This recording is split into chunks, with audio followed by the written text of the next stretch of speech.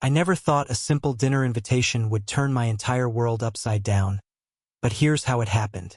My name is Marcus, and I'm 28 years old. I live in a small apartment about 30 minutes outside Seattle.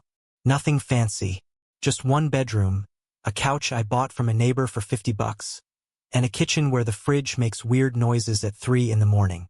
I work as a data analyst at a consulting firm downtown. My days are pretty basic. I stare at spreadsheets, write reports, answer emails, and sit through meetings that could have been messages. I'm not the loud guy at the office.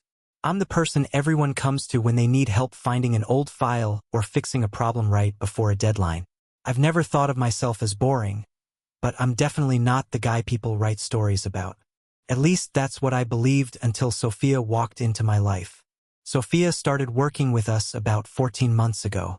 She's 25, funny, good at her job, and the kind of person who makes even the most boring meetings feel a little less painful. We got along well from the start. We talk about work stuff, share funny videos in the team chat, and complain about tight deadlines together. It was friendly and normal. Nothing that made me think she saw me as anything more than just another coworker. That's why what happened next caught me completely off guard. It was a Thursday afternoon, and I was finishing up a report when Sophia stopped by my desk. She was holding her coffee mug with both hands, which she always does when she's nervous about something. "Hey Marcus," she said, her voice a little quieter than usual. "Do you have any plans tonight?" I looked up from my screen and shrugged. "Nothing special. Probably just microwave pizza and falling asleep halfway through a movie I've been meaning to watch." She laughed a little, then paused like she was trying to find the right words. "Would you want to come over for dinner? I'm trying out a new recipe, and I made way too much. It would be nice to have some company." There was nothing weird about how she said it. Just casual, maybe a little shy. I didn't think too much about it. "Sure," I said. "Sounds good." Her face brightened immediately, and she pulled out her phone. "Great. Here's my address. Come around 7, and you don't need to bring anything. Just yourself." The rest of the afternoon, I didn't think much about it. I told myself it was just a friendly dinner between coworkers. People do this kind of thing all the time. No big deal. At 6:30, I got in my car and typed her address into my phone. I expected an apartment building like mine, maybe something a little nicer. Instead, I pulled up to a 2-story house in a quiet neighborhood. The lawn was neatly trimmed, the porch light was already on, and there were flower pots by the front door. For a second, I thought I typed the wrong address. I checked my phone again. No, this was definitely the right place. I walked up to the door, suddenly feeling like my jeans and plain shirt weren't nice enough. Before I could second-guess myself, the door swung open. Sophia stood there in a simple sweater and jeans, her hair pulled back in a loose ponytail. She looked different outside of work.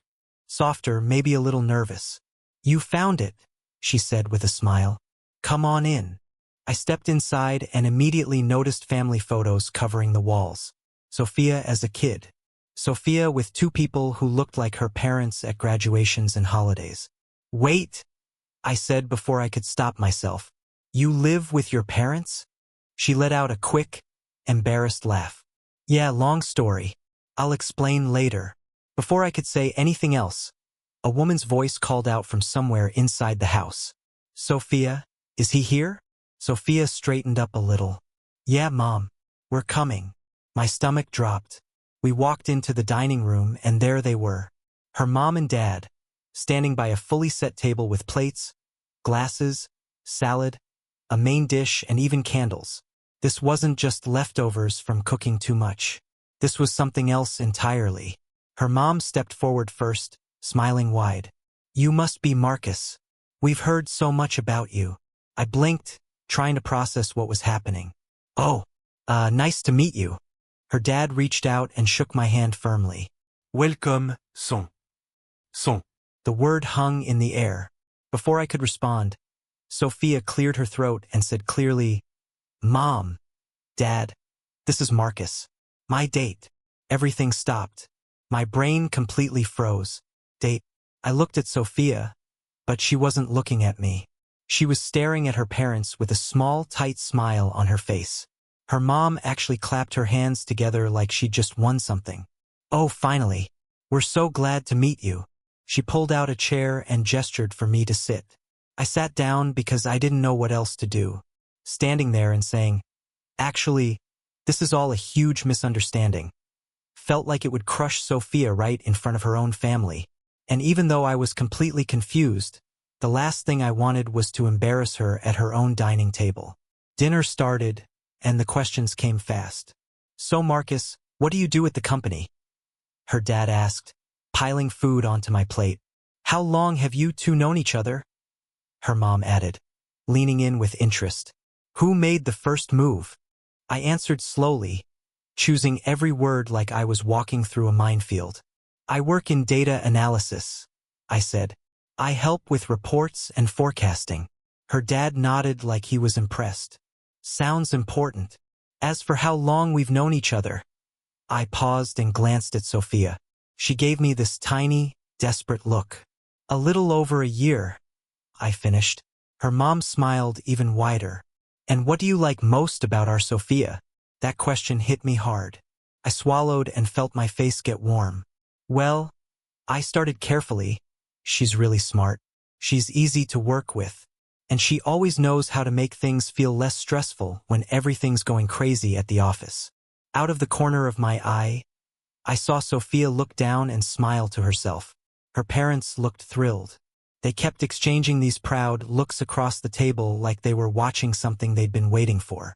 I sat there answering question after question about my family, where I grew up, what my plans were for the future. It felt like a job interview I never applied for. The whole time, one thought kept spinning around in my head. Why did she tell them I'm her date? I didn't ask her. Not there. Not in front of them. I just kept playing along, laughing when it seemed right, nodding, pretending I understood what was happening. But I didn't. Not at all. Dinner finally ended, and I felt like I'd just run a marathon while wearing dress shoes. Sophia's parents were kind people, genuinely warm, but the whole evening had been one long performance I hadn't rehearsed for. As we stood by the front door saying goodbye, her mom handed Sophia a container of leftovers and whispered something about making sure my date got home safely. Her dad shook my hand again, this time even more firmly, like he was already thinking of me as part of the family. The second the door closed behind us, the cool night air hit my face, and I could finally breathe again. Sophia walked a few steps ahead of me toward my car parked by the curb. She didn't say anything. Her arms were crossed, her eyes locked on the ground, and all that confidence she'd shown inside seemed to just disappear. I opened my mouth to say something, then closed it again. I wasn't angry, but I was definitely confused. Maybe embarrassed. Maybe even a little protective of her, which was strange considering she just put me in the most awkward situation of my life. We reached my car, and she still wouldn't look at me. "Sophia," I said quietly, "I need to ask you something." She finally lifted her eyes, but only for a second. "I know. Go ahead." I leaned against the car door, trying to stay calm. "Why did you tell your parents we're dating?" She took a deep breath, held it, and let it out slowly. "Because if I told you the real reason I invited you over, you wouldn't have come." I frowned. "What do you mean?" She looked away again, rubbing her hands together like she was freezing. "My parents have been on my case for months. Every single day it's the same thing. Why don't you have a boyfriend? When are you bringing someone home? What's wrong with the guys you meet? I just got so tired of it. I got tired of feeling like I'm failing them just by being single." Her voice cracked a little on that last part. She tried to hide it, but I heard it clearly. "So you told them I'm your date?" I asked softer this time. "I didn't plan it," she said quickly. "It just came out last week when my mom told me I'd probably end up alone if I kept being so picky. I panicked and said I was seeing someone from work. Then she wanted to meet you, and I didn't know how to back out without looking stupid. I thought if I told you the whole truth beforehand, you'd say no and avoid the whole thing." I stared at her, and for a few seconds I didn't say anything. Seeing her like this, nervous and embarrassed and vulnerable, made something shift inside me. At work, she was always confident, quick with answers, totally in control. Here, She looked like someone barely holding herself together. You could have told me, I finally said. No, I couldn't, she whispered. Not after I already lied to them. Not after dragging you into this mess. I didn't want you to think I'm completely crazy. I almost laughed. Not because it was funny, but because it was so painfully human. I don't think you're crazy, I said. She looked up at me then, her eyes wide with surprise. Really? You don't? No, I said. I think you were stressed and overwhelmed. And yeah, maybe you made a weird choice, but I get why you did it. Her whole face softened with relief. She stepped a little closer, stopping just a foot away from me. I'm really sorry I put you in that position. I promise I didn't want to make things weird between us. I thought about it for a moment. Things were weird, incredibly weird. But I also realized something. Even though the whole situation was awkward, I didn't feel angry. I didn't feel used. I felt trusted in some strange way. Like she'd picked me because she thought I was someone safe, someone decent. I'm not mad, I said. Just surprised. She let out this shaky laugh. Yeah, me too. There was a pause. Not uncomfortable, just thoughtful. Like both of us were trying to figure out what happens next. So, I said quietly, what happens now? Do your parents think we're together for real? She winced. Probably, but I'll figure something out. I won't drag you into it again. I nodded slowly. All right. But before I could open the car door, she said something that made me stop completely. For what it's worth, she said softly. I didn't lie about the good things I said about you. They asked why I liked you, and even though it wasn't real, the answer wasn't fake either. Her words just hung there in the air between us. The street was quiet except for a porch light flickering somewhere down the block. She wasn't smiling. She wasn't joking. She just looked honest. Almost shy. I didn't know how to respond right away. Nobody had talked about me like that in a long time. Well, I said after a moment. I meant what I said too. A small smile appeared on her face. Not playful or mischievous. Just warm. We're still good, right?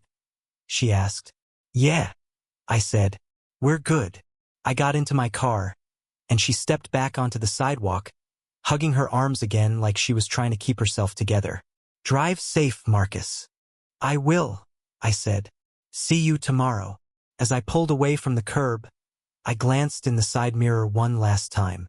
She was still standing there under the porch light, watching me leave, looking smaller than she ever did at work. That night, lying in bed, I replayed the whole evening over and over. The dinner, the questions, her confession, and instead of thinking about how awkward it all was, I found myself thinking about her. The way her voice cracked when she talked about feeling like a disappointment. The way she looked at me when she admitted the truth. The way she trusted me enough to pull me into her chaos even though she was terrified I'd hate her for it. I didn't hate her, not even close. If anything, I felt something I hadn't felt in a long time. Curiosity, connection, maybe even the beginning of something real. The next day at work, I walked into the office kitchen expecting awkwardness, maybe even silence. Instead, Sophia was already there pouring coffee, and when she saw me, she smiled. Not a forced smile, a real one. Morning, she said, like nothing weird had happened at all.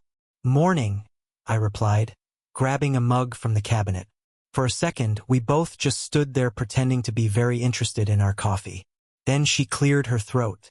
Thanks again for last night, for not walking out, for not making it worse than it already was.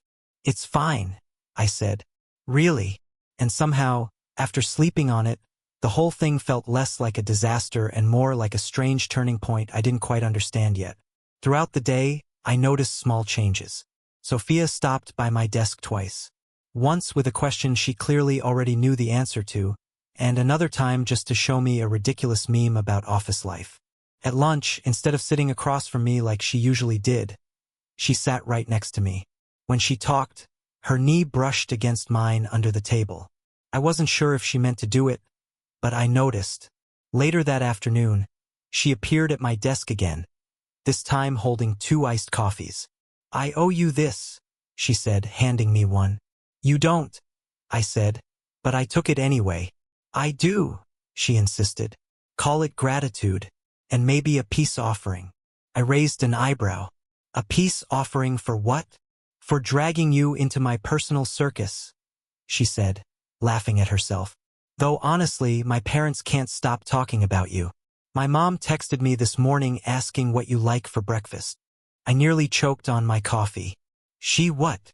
Relax, Sophia said, touching my arm lightly.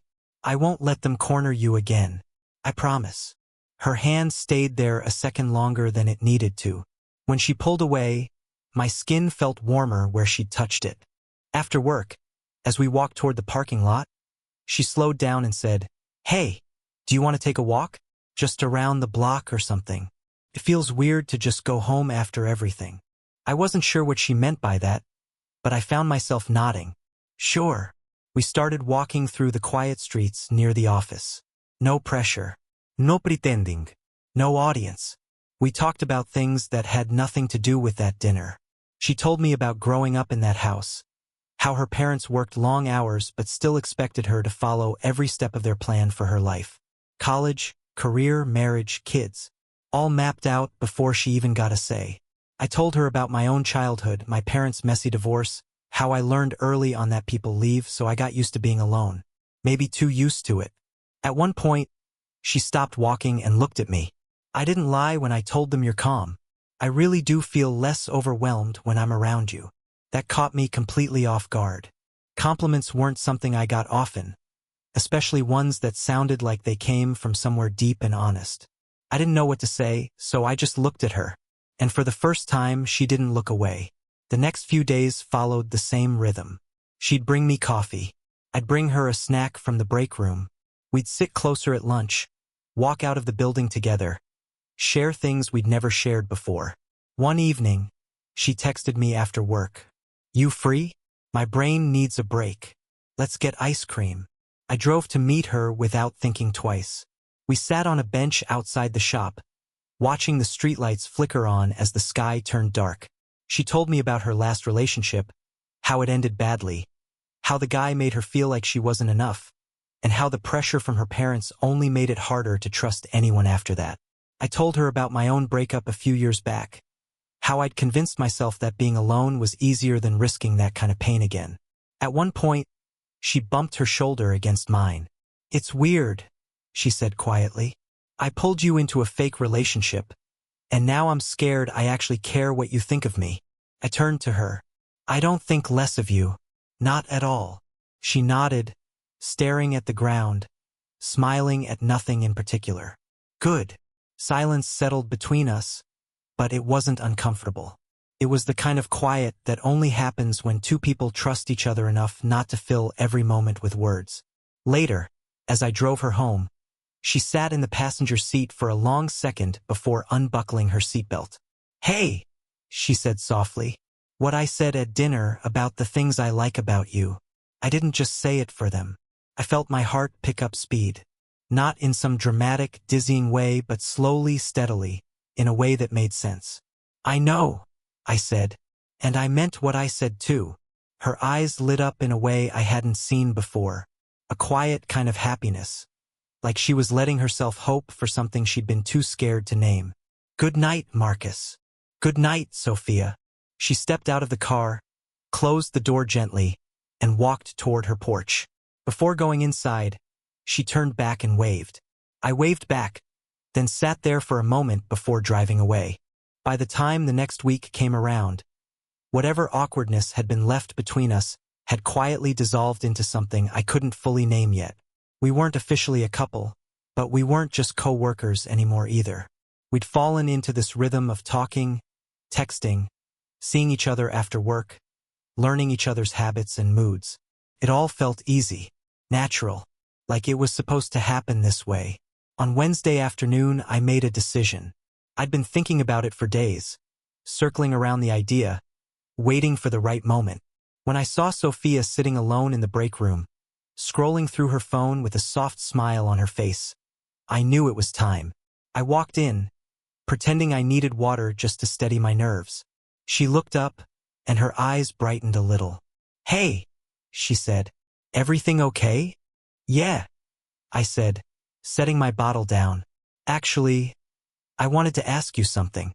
She straightened slightly, and for a moment I saw a flicker of worry cross her face. Maybe she thought I was going to set some kind of boundary or pull back. So before she could assume the worst, I just said it. Would you like to go out with me? A real date this time. No parents. No pretending. Just you and me. Her expression shifted. Surprise first, then relief, then something softer and warmer. She closed her phone slowly. A real date, she repeated. Yeah, I said quietly. Just us. A small smile spread across her face. I'd love that. It was simple. That was all. No dramatic pause, no hesitation, just yes. And somehow that yes hit me harder than any moment we'd shared so far. We decided on Friday evening. I picked a small Italian restaurant a friend once recommended. Soft lighting, quiet music, nothing too fancy but comfortable. As I drove to pick her up that night, I realized I was more nervous than I'd been in years. When I parked outside her house, she stepped out a moment later. She wore a simple navy dress, her hair down, light makeup. But something about the way she carried herself made my chest tighten. I got out of the car to open the door for her. She blinked in surprise and smiled. Well, look at you. Old school manners. I try, I said, laughing a little. The drive wasn't awkward. It was quiet in a good way. She kept glancing out the window, then at me, like she was taking everything in at once. Inside the restaurant, we were seated near a window overlooking the street. Soft music played in the background. The lighting made everything feel warm and safe. She rested her elbows lightly on the table and leaned in. Okay, she said. No pretending. Let's talk for real. And we did. We talked about things we'd never said out loud at work, the kind of things you only share when you feel completely safe. Sophia told me more about the pressure at home, how growing up she always felt like she had to be perfect just to make her parents proud. How even now, living with them wasn't really about saving money. It was about guilt, about trying to be the daughter they wanted, even if it meant sacrificing who she actually was. I told her about my own past, about my parents' divorce and how it taught me early on that people don't stay. How I'd spent years building walls around myself because it felt safer than letting anyone close enough to hurt me. She listened like every word mattered. No interruptions. No forced sympathy. Just presence. I did the same for her. Every time she spoke, she opened another door into who she really was, and I found myself wanting to walk through every single one. At one point, as she talked about feeling trapped in her own home, I reached across the table without thinking. My hand rested near hers, not quite touching, but close enough. She hesitated for just a split second, then slowly placed her hand over mine. It wasn't dramatic. It wasn't planned. It just felt right. For the first time that night, she looked nervous. Is this okay? She asked quietly. It is, I said. More than okay. Her fingers tightened slightly around mine, and she smiled. Not wide or playful, but quietly grateful. When dinner ended, neither of us wanted to go home yet, so we decided to walk. The air was cool, the city lights reflecting off shop windows as we strolled down the quiet street. She held my arm lightly, like she didn't want to let go. As we got closer to where I'd parked, a voice called out from behind us. Sophia. We both turned around. Her parents were standing on the sidewalk about 20 feet away, clearly out for an evening walk themselves. Her mom's face lit up when she saw us. Her dad folded his arms, looking amused but approving. Sophia's grip on my arm tightened. For a second, I thought she might panic again, but she didn't. Instead, she stepped forward slightly and said, clear and confident, Mom, Dad, this time it's real. Her parents exchanged a look, surprised but happy. Her mom covered her mouth like she might cry. Her dad gave me a nod that felt more genuine than the one I'd gotten at that first dinner. We walked closer until we were standing right in front of them. Good evening, I said politely. Did you two have a nice night? Her mom asked, her voice full of warmth. Sophia looked at me, then back at them. Yeah, she said softly. We really did. They didn't push for details. They didn't interrogate us.